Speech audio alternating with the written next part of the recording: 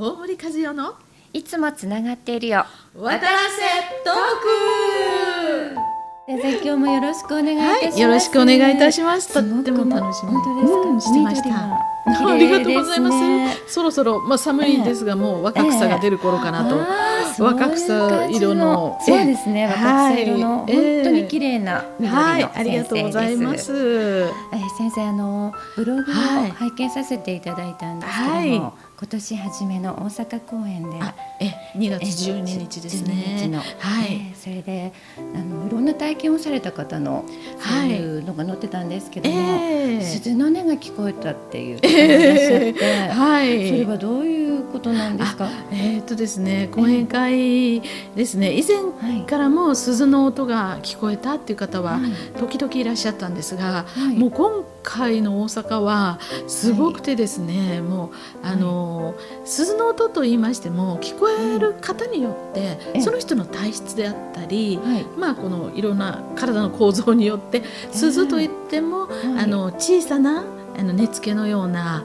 ストラップのようなチリンチリンっていう音がかすかに聞こえる方から、もうベルのようなですね、リンリンリンっていう音だったりとか、あと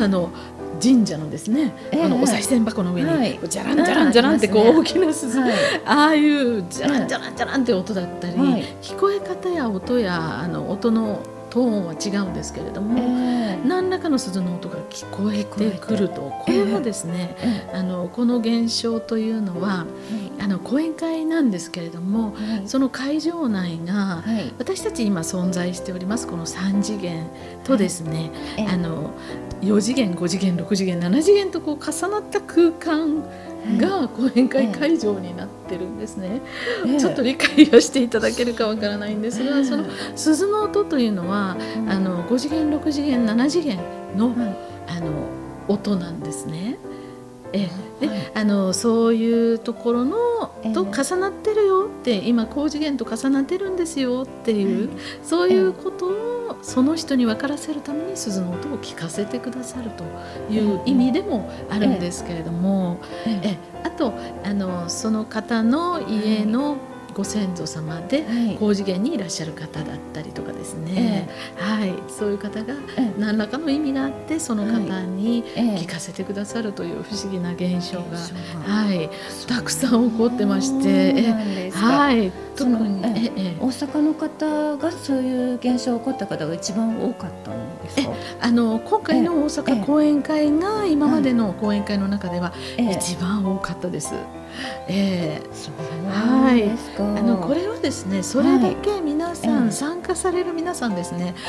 結構もう講演会リピーターのような方がたくさんいらっしゃいまして、何度も参加してくださってる方もたくさんお見えになられます。で、何度も参加されることによって魂が浄化されてくると言いますか、魂の汚れが取れてきたりとかですね、あと子供の頃からのトラウマが解けていったりとか、いろんなことが重なり、魂が覚醒してくると、そういう風になる方が聞こえやすいことは聞こえやすいんですが、だからといって覚醒していても聞こえない方もいらっしゃるので、私は聞こえた私は聞こえないで別に聞こえないからってまだまだよとか、そういう風に思う必要はないんですね。確かに先生とこうやってお話をした次の日とかその日からでしたね、すごくスーッと本当になってきたというか、いいお話を聞かせていただいたと思って、家に帰っても嫌なこともすごく忘れて、そういうことが本当に私もあったんですけども。そうですか、ありがとうございます。なんかよく皆さん個人的にですね、関わったりされた方は何か経済面が豊かになってきたという方多いですね。今日そういえばこの間いらっしゃった栗本さんいらっしゃいませんが、みたいなみたいなあそこでカメラを撮ってくださってますね。本当ですね。栗本さんやはり本業に戻られまして、やはりちょっと栗本さんはもうこちらには座られないとおっしゃって見えるのでね、また次の機会にお願いいたします。栗本さんね、座ってらっしゃるとなんかスポーツ中継みたいでいいんですけどね。でももう寂しいですね。ね、ちょっと椅子の幅も足らないかもしれませんね。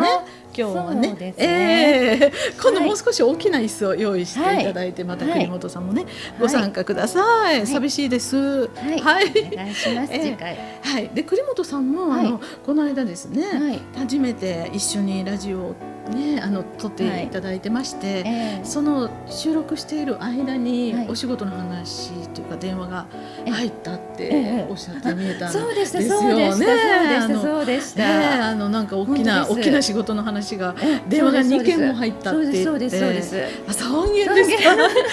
3件も電話が入ったということですごく喜んでいらっしゃいましたが、本当にそれは結構多くてですね、子供の頃からもう本当に流行ってないって言ったら失礼ですけど、お店に私は気に入ってお買い物に行きますと、最初で誰もいないんですが入って買い物をしてるて、ふっと後ろを振り向くと人が並んでるんですね。であらって思って、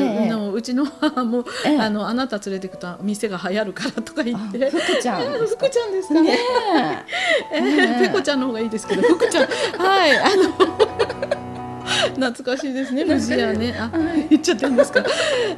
い、そういうこともありまして、先生が何か高次元の方からのお声がもう小さい頃から聞こえになるんですね。高次元の存在の神様と私も呼んでおりますけれども、高次元の存在の方からいろんなアドバイスいただいたり、本当にあっち行きなさいこっち行きなさいとかですね、道に迷った時とかはご指導くださったりとか、そんなこともありますし、普段も面談っていうのをやってまして、その中で神様からのお言葉を聞いてお伝えさせていただくということなんですけれども、ちょっと話戻りますが、大阪講演会今回本当すごい奇跡だったんですよ。それで鈴の音もですが、ちょうど富士山の講演会毎回今後の地球っていうお話をさせていただいてまして、今後地球でどんなことが起こってくるかという日本だけにとどまらずですね、お話をさせていただいてるんですけれども、富士山の噴火のお話を講師の先生と、で私はゲスト出演ですので、私とさせていただいておりましたら、富士山は噴火しますと言いましたら、同時に天井でゴゴゴゴゴゴゴっとすっごい音がしたんですね。それはもう会場の皆さんもその音が聞こえましたので、もう一番前にいらっしゃった方なんか「うわ大丈夫?」とかね言われたり、急にすごいゴゴゴゴだったんですね。でそれは後で神様の方にお伺いしましたら、やはり神様がそういうふうに皆さんに危機感を持っていただくために、富士山は噴火するんだということを印象づけるために音を出してくださったということでした。大阪公演の最中なんです。後半なんですけど、今後地球がどうなっていくかとか、これからこんなことが起こるとか、私は預言者ではないんですけれども、神様が教えてくださる範囲で、今後今現時点ではこんな予定ですよっていうことをお話しさせていただいてるんですね。ですからこの予定というのはまた変更していくこともありまして、なんで変更するかと言いますと、皆さんの心、人間たちの心を見て今後起こってくることが変わってくるということで、今現時点での予定はこれですというお話をさせていただくんですが、今現時点ではちょっと富士山は噴火をするということで聞いておりますのでね、過去にもね富士山は噴火はしてますので、ありえない話ではないですし、ここに来て本当に東日本大震災以来ですね、多くの学者さんたちもこのことは、大きな地震が今後来るとか、あと富士山の噴火もやっと認めてくださるというか、そういう学説に基づいたことで説明をしてくださったりもして見えますのでね、また皆様にもね、それに備えて何をしていかれたらいいのかとか、今後もねお話しさせていただきたいと思います。でもあまり怖がらずにですね、これも講演会でよく言ってるんですが、もうそんな何百年に1回の噴火めったに見れるもんじゃないと、この時に生まれたのはラッキーだと思って、富士の噴火をビデオに撮ってやろうぐらいのですね、明るい気持ちでみんなで一緒に乗り越えていきたいなと思ってます。そうですね。はい、怖がらずに、先生と一緒に、はい、みんなで、はい、乗り越えていこうと。そうですね。はい、みんなこうしてねつながってますから、大丈夫ですよ。はい。ではここで大森先生の講演会のお知らせです。3月25日日曜日、愛媛県エスポワール愛媛文教会館、はい、愛媛で初めての講演会をさせていただきます。はい。続きまして4月22日日曜日、東京都日本教育会館一橋ホール、はい、そして5月13日日曜日、広島県広島国際会議場、5月27日日曜日、愛知県ウィンク愛知、6月2日土曜日、北海道ジエリア、札幌市障害学習センタージエリアです。そして6月17日日曜日、福岡県の JR 博多シティ、そして7月16日月曜日の祝日は岐阜県ですね。はい、いよいよ地元岐阜での講演会です。そうですね。はい、長良川国際会議場で行われますね。皆さんまたお待ちしてます。先生、楽しい時間もうすぐ過ぎちゃいますよね。もう終わりですね。あっという間です15分は。本当ですよね。今日は本当にありがとうございました。はい、こちらこそ。また来週また来週よろしくお願いいたします。皆さんお会いしたいと思います。大森和代のいつもつながっているよ。